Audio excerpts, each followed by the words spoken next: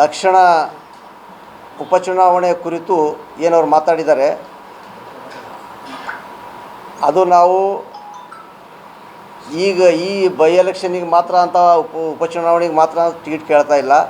94ರಿಂದ ಏನವರು ಹೇಳಿದಾರಲ್ಲ, 94ರಿಂದ ಸಹ ಸತತವಾಗಿ ಪ್ರಯತ್ನ ಪಡ್ತಾಯಿದ್ದೀವಿ. ನಾವು ಟಿಕೆಟನ್ನು ಕೇಳ್ತಾ ಇದ್ದೀವಿ. ಯಾಕೆ ಕೇಳ್ತಾ ಇದ್ದೀವಿ ಅಂತೇಳಿದರೆ, ಸಾಮಾಜಿಕ ನ್ಯಾಯದ ಪರಿಕಲ್ಪನೆಯಲ್ಲಿ ಬಾಬಾ ಸಾಹೇಬ್ ಅಂಬೇಡ್ಕರ್ ಅವರು ಏನು ನಮಗೆ ಒಂದು ಶಕ್ತಿ ಕೊಟ್ಟಿದ್ದಾರೆ ಸಂವಿಧಾನದಲ್ಲಿ, ನಮಗೆ ಮತ ಚಲಾವಣೆ ಮಾಡಲು ಮತ್ತು ಸ್ಪರ್ಧೆ ಮಾಡಲು ಎರಡೂ ಅವಕಾಶ ಮಾಡಿಕೊಟ್ಟಿದ್ದಾರೆ.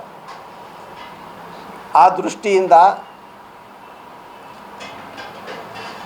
ಈ ದಾವಣಗೆರೆ ಜಿಲ್ಲೆಯಲ್ಲಿ ಈ ಹಿಂದೆಂಥ ಚಿತ್ರದುರ್ಗ ಜಿಲ್ಲೆಯಲ್ಲೂ ಸಹ ಅವಿಭಾಜ್ಯ ಜಿಲ್ಲೆ ಏನಿತ್ತಲ್ಲ, ಆವಾಗಲೂ ಸಹ ಯಾರೂ ನಮ್ಮ ಅಲ್ಪಸಂಖ್ಯಾತರ ಒಂದು ಜನಪ್ರತಿನಿಧಿ ಆಯ್ಕೆ ಆಗಿದ್ದಿಲ್ಲ.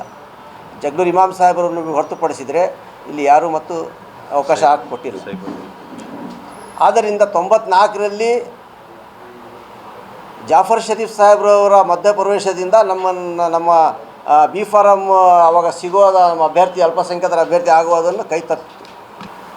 ದಕ್ಷಿಣ ಉಪಚುನಾವಣೆ ಕುರಿತು ಏನವರು ಮಾತಾಡಿದ್ದಾರೆ ಅದು ನಾವು ಈಗ ಈ ಬೈ ಎಲೆಕ್ಷನ್ನಿಗೆ ಮಾತ್ರ ಅಂತ ಉಪಚುನಾವಣೆಗೆ ಮಾತ್ರ ಟಿಕೆಟ್ ಕೇಳ್ತಾ ಇಲ್ಲ. 94ರಿಂದ ಏನವರು ಹೇಳಿದಾರಲ್ಲ, 94ರಿಂದ ಸಹ ಸತತವಾಗಿ ಪ್ರಯತ್ನ ಪಡ್ತಾಯಿದ್ದೀವಿ. ನಾವು ಟಿಕೆಟನ್ನು ಕೇಳ್ತಾ ಇದ್ದೀವಿ. ಯಾಕೆ ಕೇಳ್ತಾ ಇದ್ದೀವಿ ಅಂತೇಳಿದರೆ, ಸಾಮಾಜಿಕ ನ್ಯಾಯದ ಪರಿಕಲ್ಪನೆಯಲ್ಲಿ ಬಾಬಾ ಸಾಹೇಬ್ ಅಂಬೇಡ್ಕರ್ ಅವರು ಏನು ನಮಗೆ ಒಂದು ಶಕ್ತಿ ಕೊಟ್ಟಿದ್ದಾರೆ ಸಂವಿಧಾನದಲ್ಲಿ, ನಮಗೆ ಮತ ಚಲಾವಣೆ ಮಾಡಲು ಮತ್ತು ಸ್ಪರ್ಧೆ ಮಾಡಲು ಎರಡೂ ಅವಕಾಶ ಮಾಡಿಕೊಟ್ಟಿದ್ದಾರೆ. ಆ ದೃಷ್ಟಿಯಿಂದ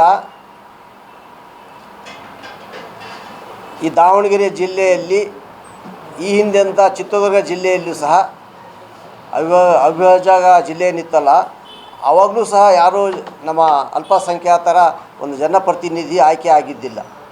ಜಗಳೂರು ಇಮಾಮ್ ಸಾಹೇಬರನ್ನು ಹೊರತುಪಡಿಸಿದರೆ ಇಲ್ಲಿ ಯಾರೂ ಮತ್ತು ಅವಕಾಶ ಹಾಕಿಕೊಟ್ಟಿಲ್ಲ. ಆದ್ದರಿಂದ 94ರಲ್ಲಿ ಜಾಫರ್ ಶರೀಫ್ ಸಾಹೇಬ್ರವರ ಮಧ್ಯಪ್ರವೇಶದಿಂದ ನಮ್ಮ ಬಿ ಫಾರಂ ಆವಾಗ ಸಿಗೋದ ನಮ್ಮ ಅಭ್ಯರ್ಥಿ ಅಲ್ಪಸಂಖ್ಯಾತರ ಅಭ್ಯರ್ಥಿ ಆಗುವುದನ್ನು ಕೈ ತಪ್ಪಿತು. ದಕ್ಷಿಣ ಉಪಚುನಾವಣೆ ಕುರಿತು ಏನವರು ಮಾತಾಡಿದ್ದಾರೆ ಅದು ನಾವು ಈಗ ಈ ಬೈ ಎಲೆಕ್ಷನ್ನಿಗೆ ಮಾತ್ರ ಅಂತ ಉಪಚುನಾವಣೆಗೆ ಮಾತ್ರ ಟಿಕೆಟ್ ಕೇಳ್ತಾ ಇಲ್ಲ. 94ರಿಂದ ಏನವರು ಹೇಳಿದಾರಲ್ಲ, 94ರಿಂದ ಸಹ ಸತತವಾಗಿ ಪ್ರಯತ್ನ ಪಡ್ತಾಯಿದ್ದೀವಿ.